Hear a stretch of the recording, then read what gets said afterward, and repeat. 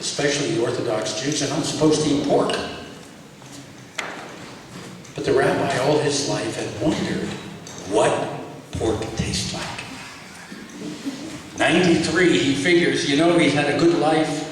God won't punish him. So he says to himself, he says, how am I going to figure this out? How am I going to go and have some pork so nobody should see me? So he thinks and he thinks and he thinks, he figures it out. He heard from one of his members of his synagogue that said he heard it from one of his Catholic friends that there was this restaurant out in Scarborough that served the best pork anybody could eat.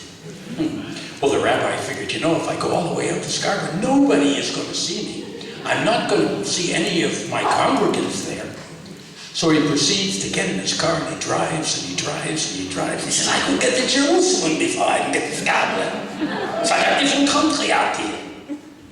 Gets to the restaurant, sits down. Now remember, the rabbi is dressed like a traditional rabbi with a big black hat, with a black coat, with the tzitzis, the fringes.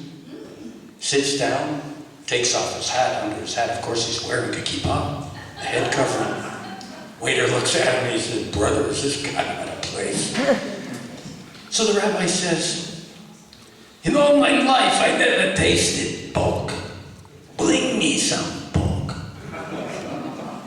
The waiter looks at him, he says, but Rabbi, we can serve pork in any different fashion. He says, I don't care. You bring me what you think I'm going to like I never had before. In my life, pork. So he's waiting and he's waiting and he's waiting. And he's wondering why it takes so long to make some pork. Just as the waiter is walking from the kitchen, he's about to get to the table, Greenstein shows up. Oh, Rabbi, what are you doing here? This isn't a kosher restaurant. Oi, Greenstein, what are you doing here? And as that happened, the waiter put the pork on the table. Greenstein goes, Bring it out! The rabbi says, but Greenstein, I didn't know this is the way they serve the baked apple.